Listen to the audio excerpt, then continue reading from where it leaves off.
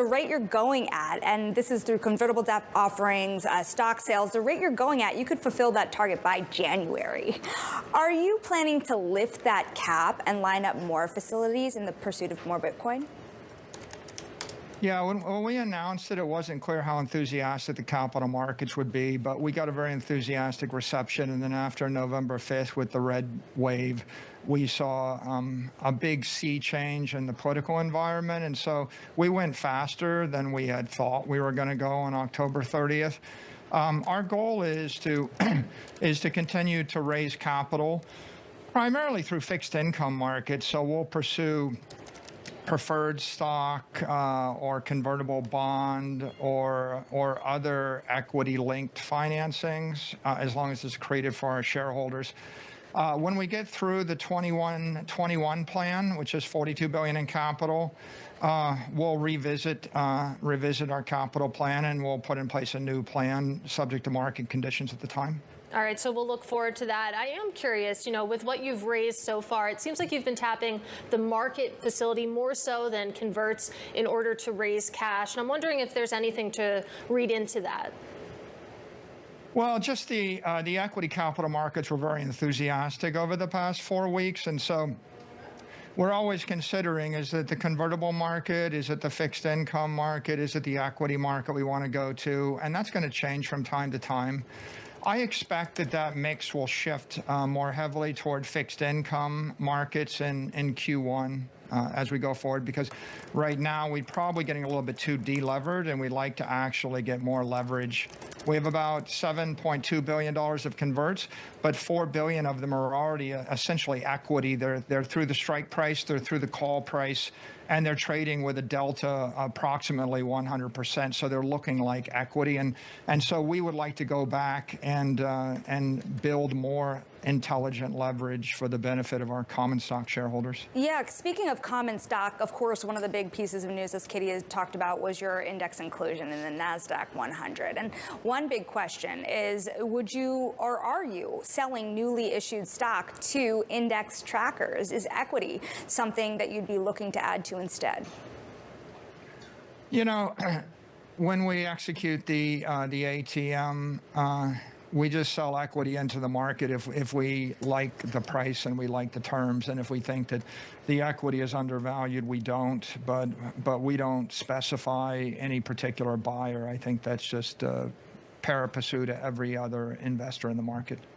So I want to get a little bit philosophical, because, we're talking now about NASDAQ 100 inclusion, and you're joining, of course, because MicroStrategy is nominally a software company. You founded it in 1989 as a software company.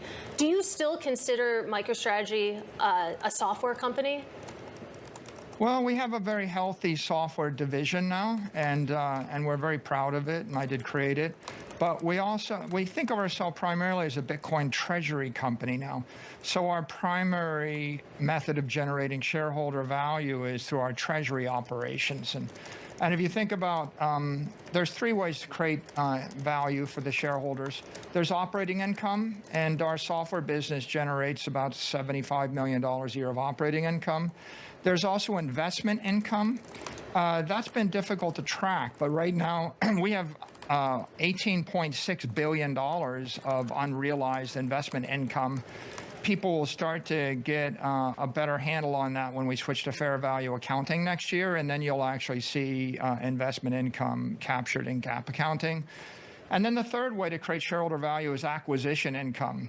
So when Apple buys back its own stock, or when Oracle does M&A acquisitions, or when you do an LBO, you're basically taking capital, which is cheap, to buy a capital asset, which is a higher return. So MicroStrategy is engaged in that capital acquisition process. We issue equity and debt. We buy Bitcoin. That's resulted in about a $14.4 billion benefit if you value the Bitcoin at 105 for our shareholders this year. And so we do all 3 of those. Obviously, the big numbers The investment income, the acquisition income are more due to Bitcoin treasury operations. Well, I'm glad you brought up the accounting rules in particular for this reason, because obviously NASDAQ 100, wondering now, with the rules around profitability for the S&P 500 inclusion, does that accounting rule get you to the place where you think that the S&P 500 comes next for you? And how soon do you think you can get there? You know, I mean, obviously, it's the decision to enter the S&P 500 is above my pay grade, so they will make that decision. But I'm optimistic in 2025 when we adopt fair value accounting. When we end up with $50 billion of assets on our balance sheet under fair value, if Bitcoin goes up 20% a year, you're looking at $10 billion a year of investment income. So I expect we'll be generating billions of dollars a year or tens of billions of dollars a year of investment income, which becomes GAAP profitability. And I think that is the final thing people are looking for inclusion in the S&P. And that would certainly be a sign of the times if you did get included in the S&P 500. So we'll have to keep in touch on that one. But I want to go back to the Bitcoin buying, and I want to talk about how you actually purchase the Bitcoin. Are you buying through an exchange, over the counter, peer-to-peer? This, of course, is made more interesting by the fact that obviously you're buying in bulk. We use regulated exchanges in the United States like Coinbase.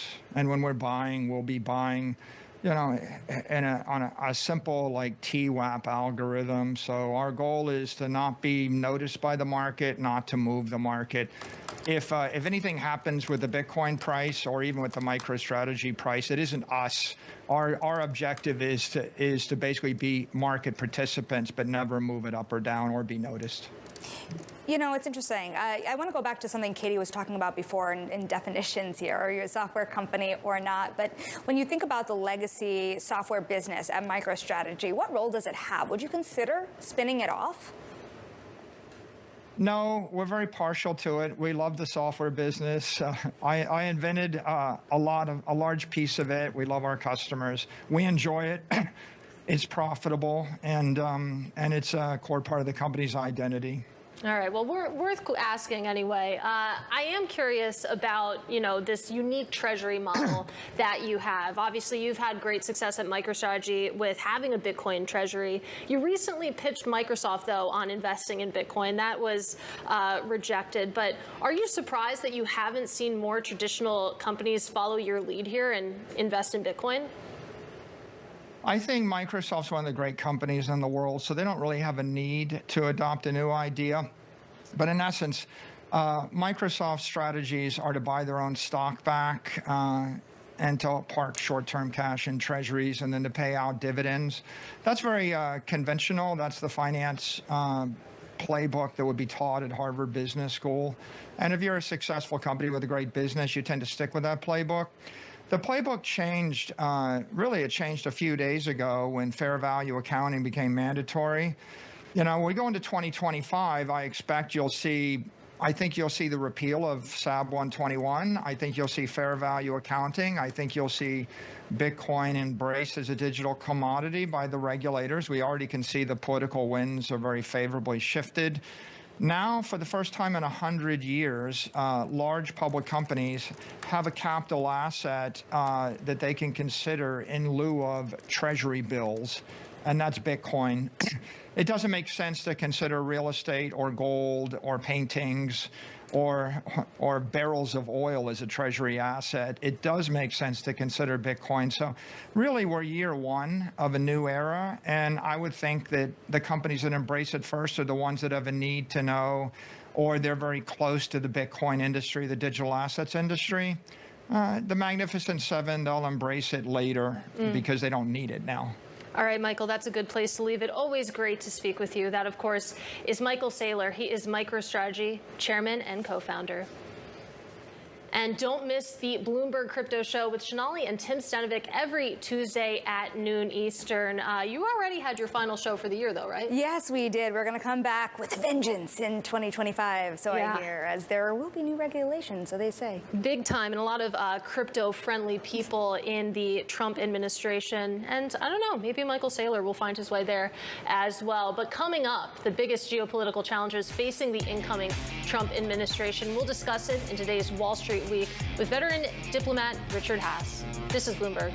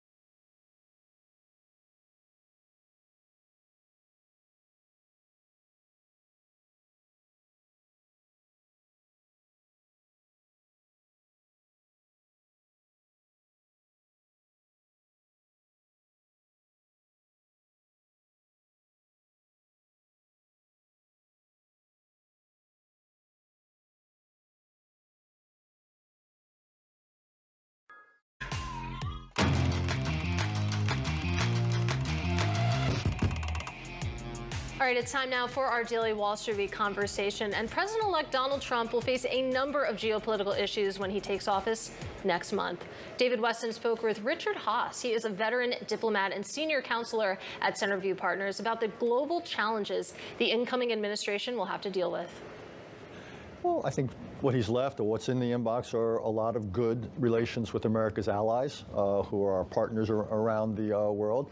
You've obviously got conflict in Europe that is unresolved. You've got a very difficult relationship with China, this country's principal, I don't know if you want to call it adversary or competitor in the world.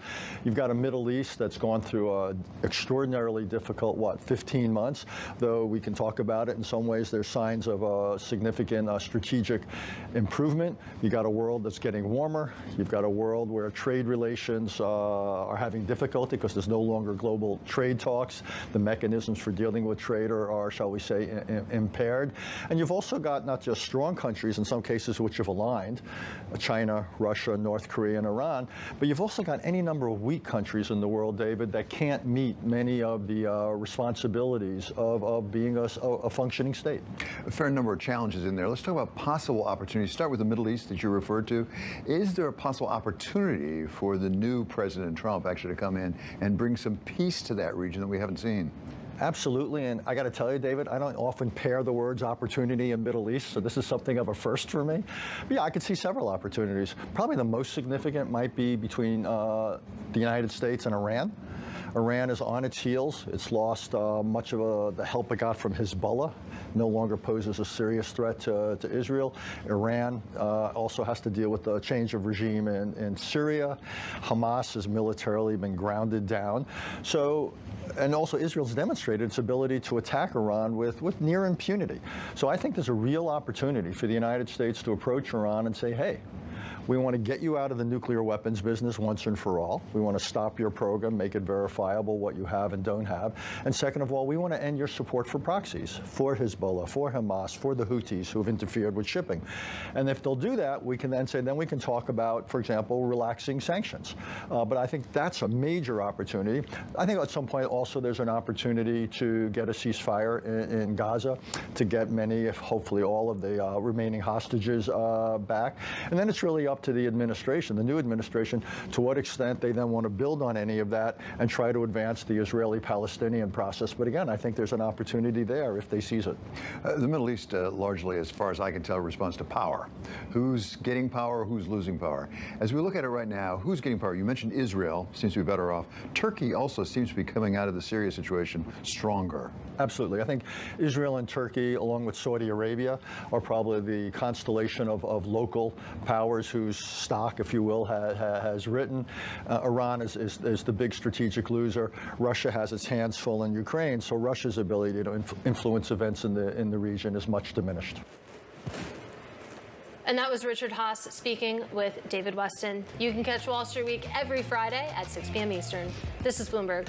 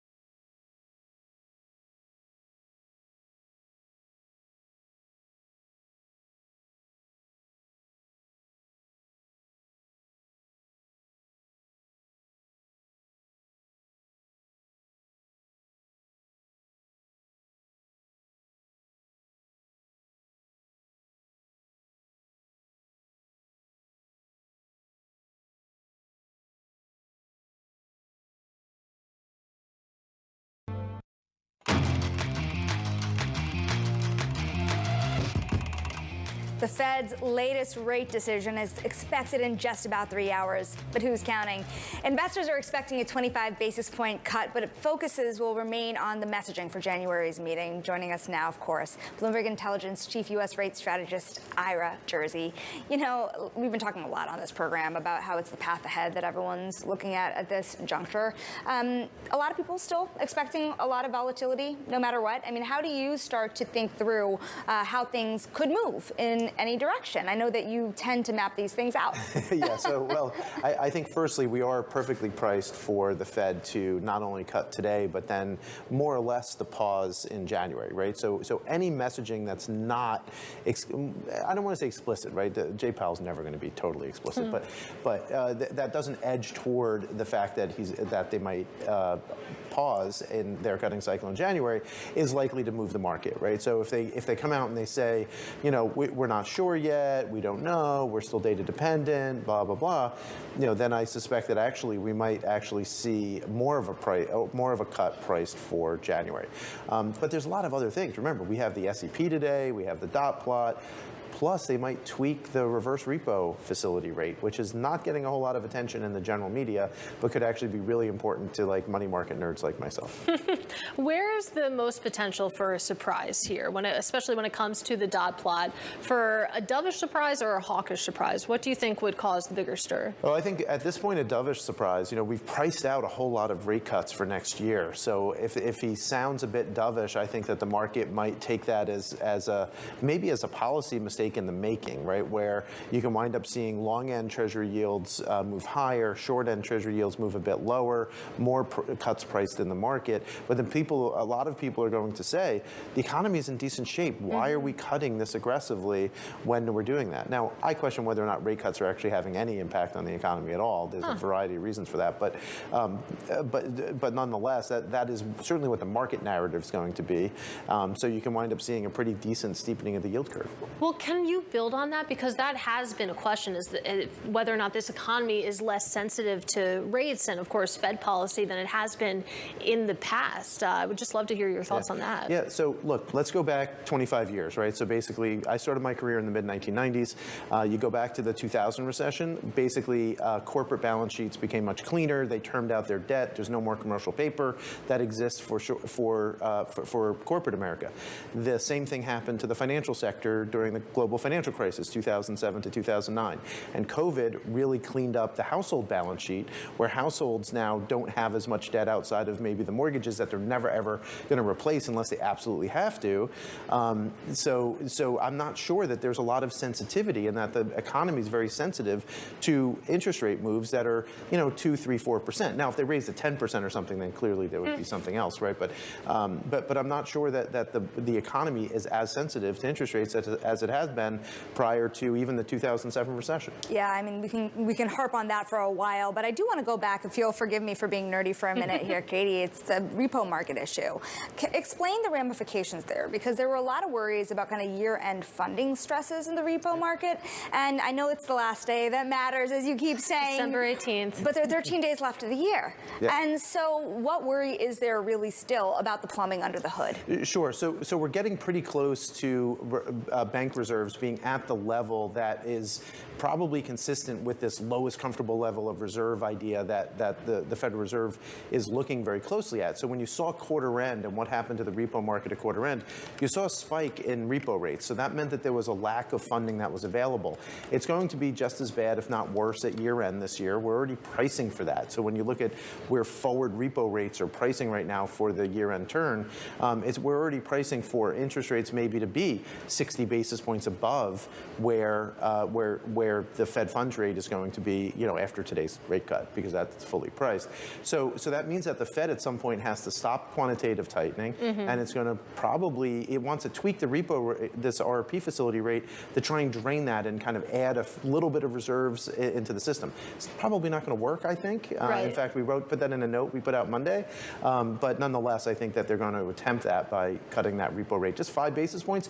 But that means a lot of of different interest rates might go down 30 basis points instead of only 25. We have a minute left with you. Your name is Ira Jersey, but if your name was Mike McKee, if you were in Washington in the press conference, what would you ask Jerome Powell today? Yeah, so I actually sent this suggestion to Mike yesterday. So I would ask about that reverse repo rate, because all the basic questions are going to be answered right about the SEP, why the dots moved, and all that. But let's get into the plumbing a little bit.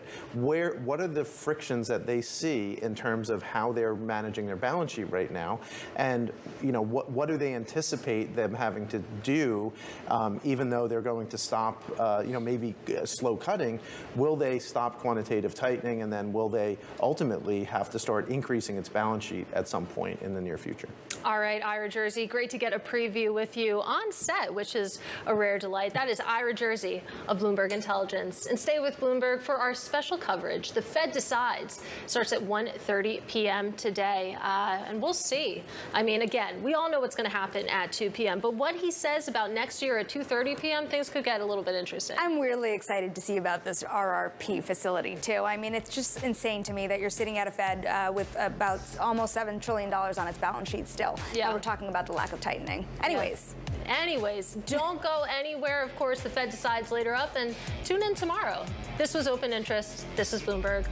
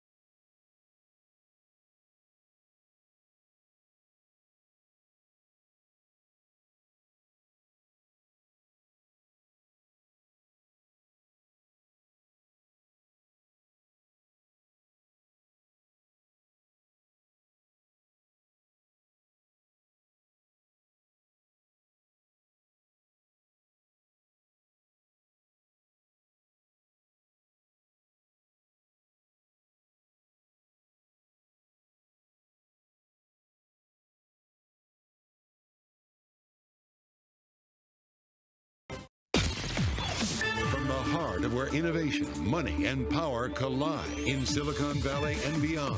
This is Bloomberg Technology with Caroline Hyde and Ed Ludlow.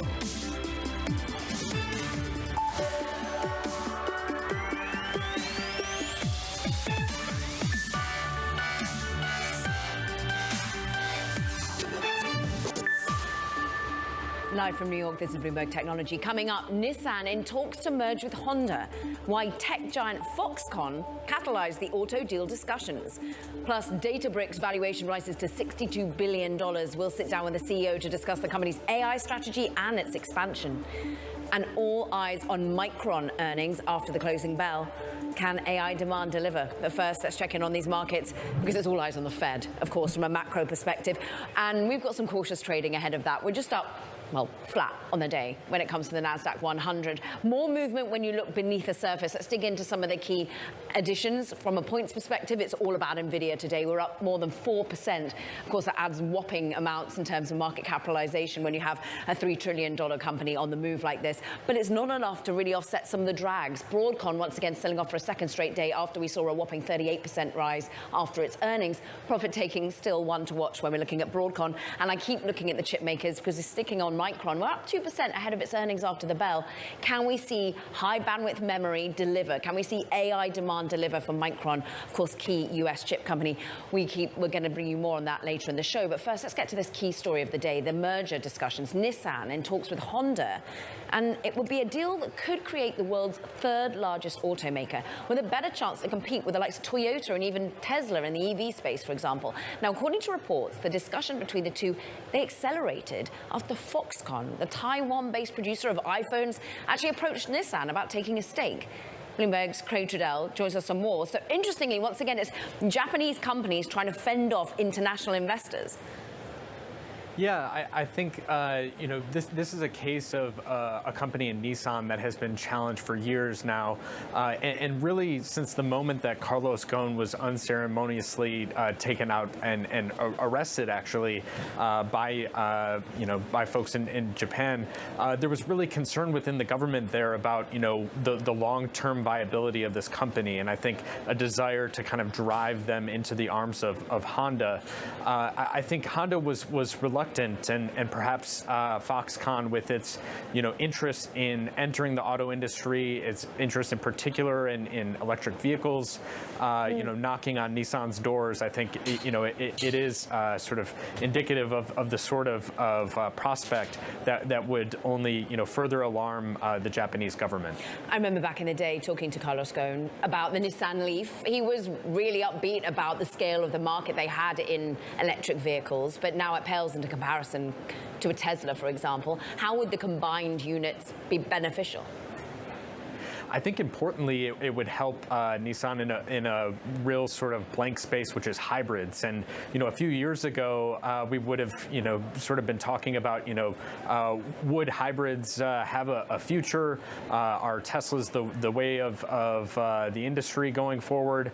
I think we've seen this real renaissance, particularly in the U.S. market, but also in other parts of the world where it's clear that consumers are still not ready yet to pull the trigger on a Nissan Leaf or a Tesla, and it's been the case that Nissan has had a lot of issues, but one of them has been the complete lack of hybrids in the U.S. market. Honda really has some strength in that regard and would help Nissan to better compete if these two were to combine.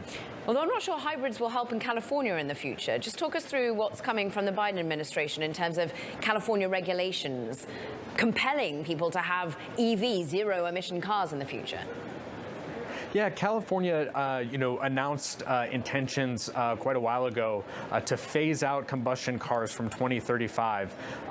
In order to actually, sort of enshrine that and really protect that, the state needs to go to the federal government and get a waiver. And there's a precedent for this going back decades, where California, because of the issues, unique issues it's had with air quality going back, many years ago, there's precedent for the state to be able to set its own standards separate from the federal government, and there are many states that follow and adopt California standards. So this is a case of the Biden administration kind of making more difficult on its way out the door any effort that the Trump administration, I think, is inevitably going to try and take a stab at the various waivers that California has had to try and set tougher policies for the auto industry. Yeah, we'll see how it survives the next administration. Craig Trudell just a brilliant roundup of all things autos and EVs. Let's get back, though, to the semiconductor space right now, because that's really where we're looking at what's happening underneath the benchmarks. Micron, of course, reporting after the bell as well today. Analysts really looking for growth in the company's high bandwidth memory, as I mentioned. The products there, it's all about AI infrastructure. Surprise, surprise. Denny Fish is a man who knows exactly about all these things. Portfolio manager on the global tech and innovation team over at Janus Henderson Investors. You own all the big names when it comes to semiconductors. And kudos to you, because you've had exposure to the biggest rallies of the year, Denny. What do you make of high bandwidth memory, the focus on US chip makers to get into that space? Yeah, I mean, we've witnessed probably the largest deployment of advanced semiconductor content ever in our history. And the reason that's happened is because we've advanced AI over the last couple of years. And, you know, those advancements continue. I mean, we've really laid the tracks the last couple of years with pre-training of all these models from OpenAI, from Google with Gemini, Anthropic, and others. And what's really interesting now is we're actually making the transition from you know, what we've seen with these models to reasoning. And that's a really big deal, because now we're going to start seeing the handoff in a pretty material way from pre-training and training to actually inference and time-based inference. And so that should continue to be quite good for accelerated computing. It's just the mix might get a little different over time.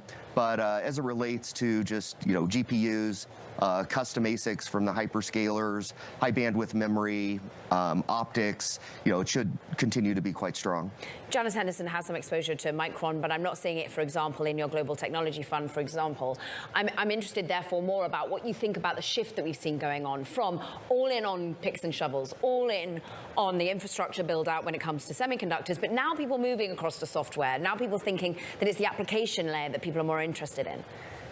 Yeah, that's absolutely right. And, you know, I actually think 2025 is going to be a really interesting year, because you can't put the investment into data centers that we put in over the last couple of years unless you start to monetize it. And we're actually starting to see the breadcrumbs, particularly over the last couple of quarters, from a lot of companies. And, you know, you hit it on the head, you know, the application software ecosystem, whether that's publicly traded vendors that are starting to actually talk about specific contributions to their revenue models, or are a ton of, you know, startups, obviously, that are, you know, racing to, you know, disrupt the existing vendors and take advantage of this multi-trillion-dollar opportunity. And what's really interesting is, you know, the software industry, you know, over the last 20 years, you know grew to, you know, I don't know, $600–700 billion in aggregate as it expanded the software TAM.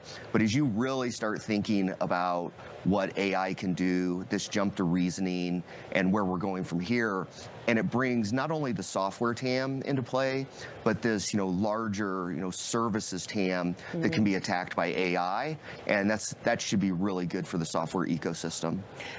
How are we going to start to see the wheat from the chaff here, though, Denny?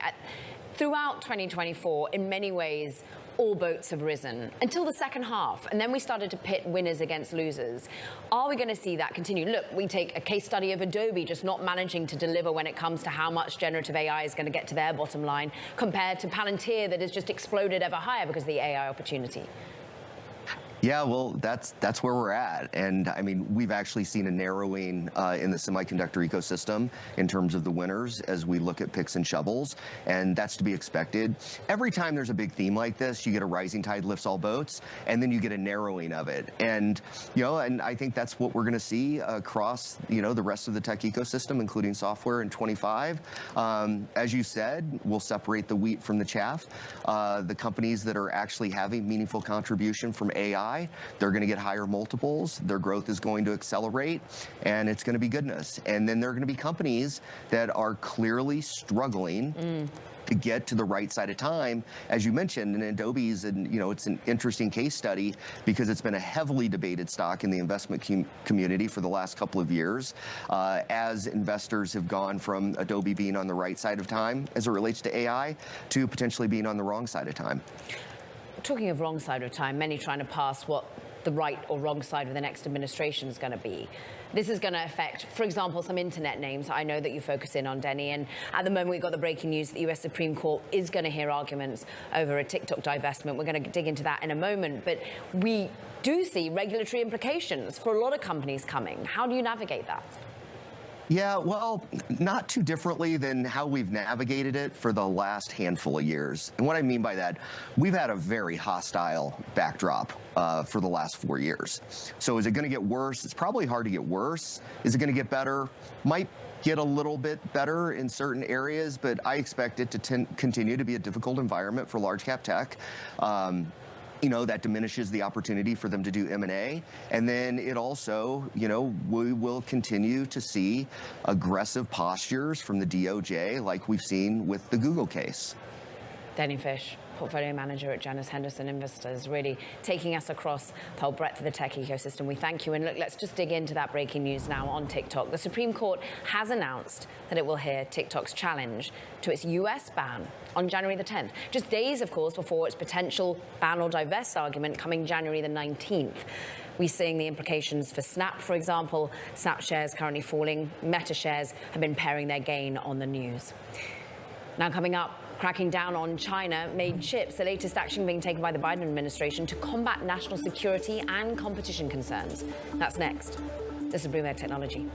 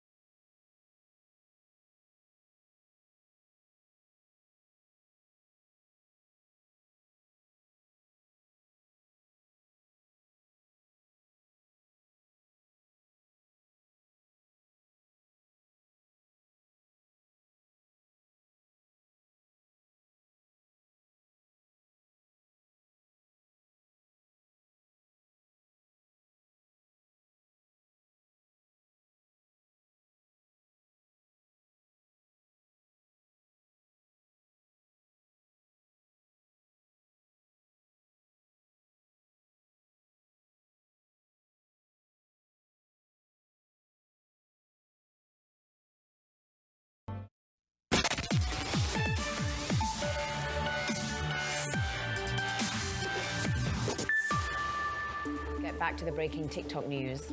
Crossing the Bloomberg terminal is the news that the Supreme Court will indeed hear TikTok's arguments on January 10th before a potential ban, which is likely to come into place on January the 19th. Bloomberg's Kayleigh Lyons joins us for more. Of course, this is all regarding it's either to divest or be banned on January the 19th, but they've managed to get the Supreme Court to hear the argument. Yeah, of course, TikTok, since this law was first passed in a bipartisan manner by Congress and then signed into law by President Biden earlier this year, has contended that it violates the right to free speech embedded in the Bill of Rights in the U.S. Constitution. So that is the grounds with which TikTok is pursuing this appeal at the Supreme Court after having lost an appeal in the D.C. Circuit Federal Court of Appeals, which voted 3-0 against the company's argument, saying that Congress was well within its rights, within concerns over national security, to put into place this ban. So we'll see how this goes on January 10th. As you say, Caroline, it's just 9 days before this ban is set to go into effect. But keep in mind, this Supreme Court does have a conservative majority, 3 justices of which were appointed by then President and now President-elect Donald Trump, who earlier this week at a press conference in Mar-a-Lago, when asked about the TikTok ban, said that he has a warm place in his heart for TikTok, talking about how he does think it's one of the reasons why he was able to pick up more of the youth vote. And at Mar-a-Lago on that very same day this week, he met with TikTok CEO Shou Chew. So it'll be interesting to see if we hear from the president-elect on the Supreme Court's decision to hear TikTok's arguments on January 10th. It's having market implications. We see Snap, for example, losing some market value on the back of this as people try to price in whether or not TikTok will be remaining as a competitor. Meta also paring some of its earlier gains. Kayleigh, all of this comes in the context of US versus China. We've had the breaking news today that Biden is going to be announcing a Chinese semiconductor probe here in the coming days, another area of tit for tat.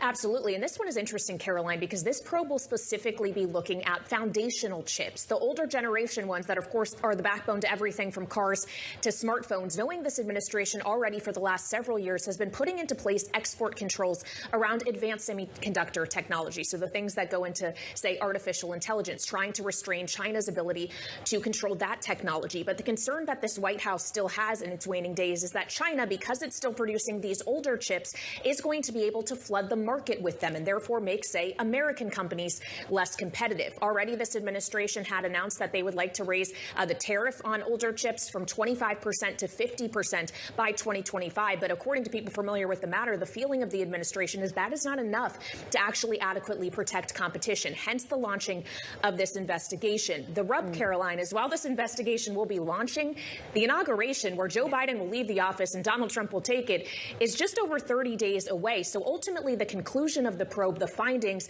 will be left up to the discretion of Donald Trump as to how to handle them, whether that will be tariffs or other restrictions around trade. We do know, though, that the president-elect is not shy when it comes to tariffs in China, Caroline. He loves the word. But Kayleigh, just set the context there, because also we know that he did invite President Xi, we understand, to the inauguration. So could a lot of this end up not being implemented because deals are done? Well, that's entirely possible, and it's a live conversation here in Washington as to whether or not the tariffs that Donald Trump has threatened on not just technology, but all goods coming from China are just a negotiating tactic, a way to start the conversation to extract more from China that he would see, basically a way to use leverage. That remains to be seen, but it will be up to his discretion if he does want to act. If these findings do conclude that there are unfair trade practices China is involved in when it comes to this very critical technology that the U.S. has already heavily invested in developing here in the States. I would note as well, Caroline, that while a lot of this is the discretion of the president, Congress is consistently acting hawkishly toward China as well. It is Congress where the TikTok ban originated, where we've seen a lot of restrictions passed through law. And in the continuing funding resolution that was just released last night, it also includes language related to outbound investment into China restrictions. So this is something we're seeing really across the board. Kayleigh Lines, thank you very much indeed. All things US-China. Now, it's time for Talking Tech. And first up, the risk of blackouts. They're going to increase for most of North America over the coming decade, according to a report by a grid reliability regulator. And the report underscores utility challenges as demand is forecast to rise the most in decades, of course driven by AI and the electrification of the economy. Plus, a new court order issued Monday says TikTok must turn over its source code and financial data. This after claims from the Chinese tech company Beijing Meishi Network accused the social media platform of copyright infringement and misappropriation of trade secrets. And Meta's Instagram is expected to account for half of the company's ad revenue in the United States. That's according to estimates from research firm eMarketer. Instagram is now expected to top $32 billion in US advertising revenue in 2025, up more than 24% from the current year. Coming up, Sandbox AQ and announces a major new funding round. CEO Jack Hidari is with us. For next, we're going to be discussing the company's plans to use, of course, AI and innovate everything from medical devices to cybersecurity, AQ, AI, and quantum. This is Bloomberg Technology.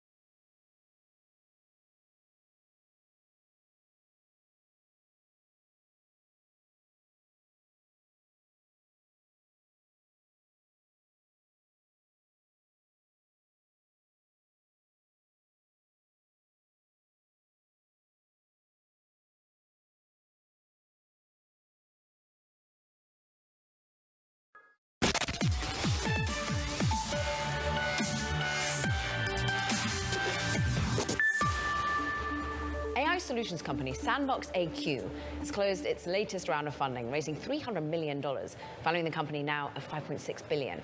The company says the investment will be used to further its development in areas like drug discovery, cybersecurity, navigation, and medical devices, all using its own AI techniques. Sandbox AQ CEO Jack Hidary is here with us. Let's talk large quantitative models. How is what you're building different from the large language models we've all had to wrap our head around? Caroline, good to see you, first of all. Great to be here live on set. In the world of Zoom, it's great to be in person for once. This is a fundamental new area of AI. So I think we're all familiar with ChatGPT, we're all familiar with large language models, wonderful set of applications, millions of people using it around the world, as it should be. Now comes large quantitative models. And when we look at the majority of the business sectors, the economy, we look at biopharma, chemicals, energy, financial services, these are all quantitatively driven, not language driven. And so the majority of our economy is actually depending on quantitative relationships. An example would be in biopharma. Let's say we want to create a new drug for a certain cancer or Alzheimer's or Parkinson's. We probably don't want to take the drug of a language model trained on Reddit and cat pictures. Probably not recommended. But we can use large language models to summarize scientific literature, for example. That's wonderful. But when it comes to actually the quantitative relationships of creating the drug, seeing if it fits at that receptor, and developing that all throughout the clinical trial, that's a job for large quantitative models. The data is fundamentally different. The models are different. The whole field is a new area. And how practical is it in its application right here, right now? When you're raising $300 million, what is that for? Is that for talent? Is that to actually drive the necessary improvements in the models? What is it that you're going to be fine-tuning? Well, the good news is, over the last 2-3 years, since our spin-out, we've now proven with customer after customer that it actually is having impact. For example, UCSF, University of California, San Francisco, one of the best places for biomedical work. Stan Prusner is a Nobel laureate there, using our software to advance his drugs for neurodegenerative diseases right now. So this is having an impact today. It's running today on the GPUs, on NVIDIA and TPUs from Alphabet. It's running right now. And these are quantitative models, again, not trained on the corpus of words of the internet, but trained on the relationships of chemicals and atoms and those kind of dynamic relationships. So it's having impact right now, Caroline. Because what's interesting, of course, you talked about a spin-off. It was a spin-off from Google. Your chair is Eric Schmidt. We understand the sort of way in which the company first was born. And then we look at what's happening with Google. Quantum, the Willow chip, everyone's deeply excited about real applications to quantum in the next 5-10 years. Is that realistic? Well, it's a great question. Why do we call our company Sandbox AQ? What's the AQ? A for AI, Q for quantum. And so years ago, we already saw that advanced compute really has two engines. It has the AI engine of large language models, large quantitative models, LLMs, LQMs, but it now also has the Q, the quantum. And the breakthrough that Google announced just last week, our colleague Hartmut Nevin, who announced that at the Santa Barbara campus of Google, is a wonderful example of the milestones being achieved in the quantum hardware space.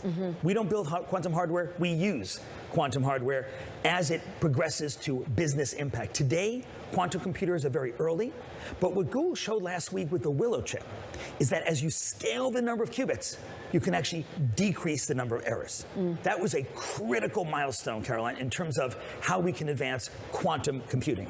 So the future that we see is one that has GPUs and QPUs, quantum processing units, together, working together in a mesh in the hybrid cloud.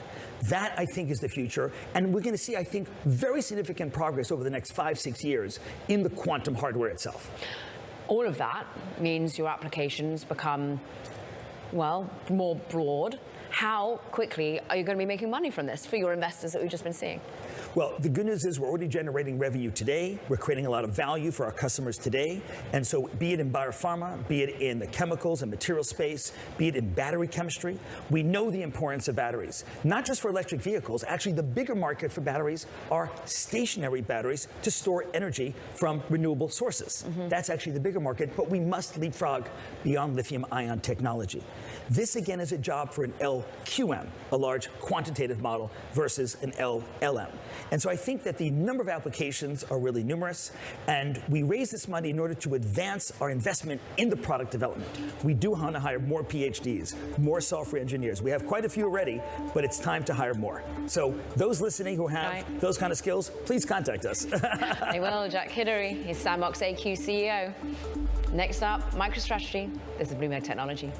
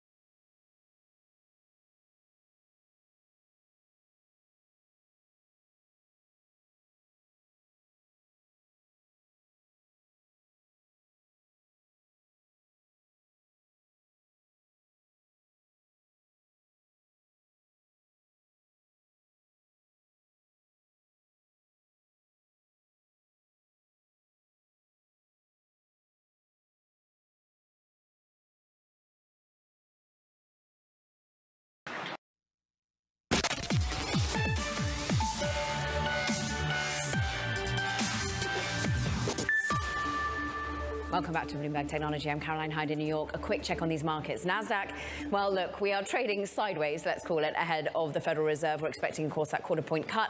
We're currently totally flat, but underneath the surface, there are key point contributors coming from NVIDIA, actually rallying on the day after, of course, it's been in correction territory. But let's dig into what's happening in the crypto side of things, because another risk asset of choice that's trading in a sensitive manner ahead of the Federal Reserve is Bitcoin. We're now at 103,000. Remember, yesterday we managed to peak above $108,000 per token. So we're just seeing a little bit of money coming off ahead of also the holidays as well. MicroStrategy down, as of course it's basically a Bitcoin proxy here. But interestingly, we were hearing from Michael Saylor a little bit earlier. Washington considering a potential crypto regulation, how it's going to basically iterate, and MicroStrategy is continuing to be buying Bitcoin, bringing its total investments to roughly $45 billion. The chairman, Michael Saylor, spoke to Bloomberg earlier on why the company is investing in the digital asset and continuing to do so, and whether he'd consider a role in shaping new crypto policy. Take a listen.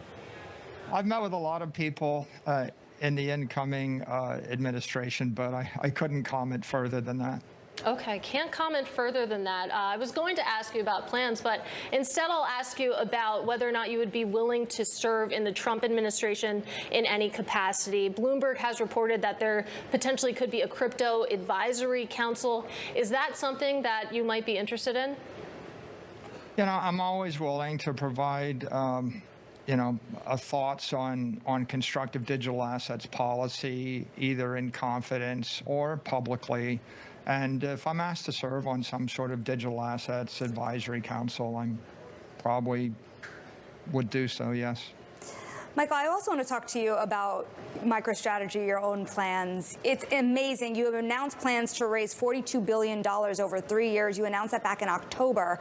But the rate you're going at, and this is through convertible debt offerings, stock sales, the rate you're going at, you could fulfill that target by January. Are you planning to lift that cap and line up more facilities in the pursuit of more Bitcoin? Yeah, when we announced it wasn't clear how enthusiastic the capital markets would be, but we got a very enthusiastic reception. And then after November 5th with the red wave, we saw a big sea change in the political environment. And so we went faster than we had thought we were going to go on October 30th. Our goal is to continue to raise capital primarily through fixed income markets. So we'll pursue preferred stock or convertible bond or other equity-linked financings, as long as it's creative for our shareholders. When we get through the 21 plan, which is $42 billion in capital, we'll revisit our capital plan, and we'll put in place a new plan subject to market conditions at the time. MicroStrategy Chairman Michael Saylor on political roles, on the future of his Bitcoin buying. Let's talk a little bit more now with the Defiance ETF CEO and CIO Sylvia Jablonski. You've got a Defiance daily target 2x long MicroStrategy ETF. Yes. How is demand for those sorts of leverage products on MicroStrategy at the moment? Demand is on fire. That's the best way I can put it. You know, we've seen billions of dollars of assets flowing into this ETF. It's by far the fastest growing ETF that we've ever seen. And I think the reason is that, you know, Bitcoin has just taken off. And whether that's because of the commercialization of Bitcoin, ETFs holding Bitcoin, favorable policy with the new government coming into office, I just think that there's this huge tailwind. And who is the best proxy for Bitcoin? It's MicroStrategy. So stock listed on an exchange. As a single name, it trades as a leveraged, version of Bitcoin, and we've now leveraged it 2 times. And so this, short-term volatility traders love the ETF, and it's just been wildly popular. And from an institutional perspective as well as a retail perspective here? Absolutely, both institutions and retail. I think what's great about the institutional angle is that some institutions are still sort of weary about holding Bitcoin itself, whether it's through the digital wallet or using an ETF for it. But, MicroStrategy is just a stock, right? That trades on an exchange, and so they are able to put that in their portfolio. And I think that shores up a lot of demand. A very volatile holding in their portfolios. Talk to us about, therefore, when you're looking at the hype cycles around whether it's crypto or AI, compare and contrast how much you still seeing people wanting to pour into the infrastructure side of the AI bet and other ETFs you have exposure to there. Yeah, I think that the demand is at its all-time high, right? Ever since the ChatGPT moment and now the Google Willow moment and, crypto and kind of all the buzz around that. There's trillions of dollars of cash sitting on the sidelines. There's the biggest wealth transfer of our generation happening as we speak. And, Gen Z, Millennial, Gen X, kind of, the younger traders this is where they're allocating their funds to. And, retail has definitely spoken, institutions have definitely spoken, and they're looking for that fourth industrial revolution allocation. And, the biggest trades right now are basically quantum and MicroStrategy. Let's go into quantum, because we just had Jack Hidary on from Sandbox AQ and talking about how we're starting to see quantum theory be put into practice. You just mentioned Willow and their breakthroughs over at Google. Which other stocks should people be looking at? Are they only dominating on the big companies that have got exposure to quantum, like an IBM or a Google, or are they going smaller? Yeah, and so we kind of looked at this space, and what I liked about what Jack explained, his company has the A and the Q, the AI and the quantum, right? So ChatGPT, AI is, kind of version 1. Quantum is taking everything to the next level. So you need quantum in order for AI to be efficient. You need to process that data quickly. It will help, essentially healthcare, cryptography, aerospace and defense, blockchain technology, anything you can think of will be bettered with quantum supercomputing power. And so the most popular stocks right now are a combination of large caps and small caps, right? So you have like the IBMs, the Googles, the NVIDIAs. Some of these companies are actually very relevant, HP, IBM. And then the smaller names that are just taking off hundreds percentage points of performance are companies like D-Wave, IonQ, Rigetti Computing. We actually married them in our ETF Quantum. So you have the large caps and the small caps, so the ballast and the quality earnings with the high flyers and the movers that are just winning. Just look at these high flyers for a moment. Like, we're up basically 1,000% on D-Wave Quantum over the last year to date, 200%. Yes. How cautious have been people getting into these wildly, well, volatile names, even if they are up and to the right? Yeah, I think that people have been doing a combination of both, right? So they're getting into these smaller names, but they're also looking at things like the ETF that balances. Here. Yeah, and you want to kind of like balance it with the Googles, right? I think Google is a company that does many, many things and can perform quite well, and so it kind of like balances your risk on the small caps. But also, again, it comes back to the administration. Administration would be very favorable of quantum. Rate cuts, kind of more freedom for M&A activity in theory, and so that also helps. The backdrop helps, along with just the super high-flying technology that's moving forward. All eyes on the Fed in about an hour or so's time. Thank you. Thank you. For taking it back to macro policy too. Defiance ETF CEO Sylvia Jablonski. Happy holidays. Now, let's just talk about Elon Musk and SpaceX for a moment, because they've repeatedly failed to comply with federal reporting protocols aimed at protecting state secrets, triggering several federal reviews. This is all being cited by the New York Times. They're looking at sources there. Now, the Air Force also recently denied Musk a high-level security access, citing potential security risks. Meanwhile, here's what SpaceX President Gwynne Shotwell said about the company's relationship with the Air Force at an event with the Center for Strategic and International Studies just yesterday. We had a rough relationship early on with the Air Force, but we have, over the last probably 10 or 11 years, I think developed a really great relationship. Frankly, I think it takes a long time to build trust, and I think we're finally there. Elsewhere in space, NASA announcing another delay in the mission to bring back 2 U.S. astronauts who were stranded for months on the International Space Station, and now saying they will remain there at least until late March, Tuesday. That's it, time currently for home. Coming up, Databricks' $62 billion valuation. We speak with Ali Ghodsi, that's Databricks CEO. That's next. This is Bloomberg Technology.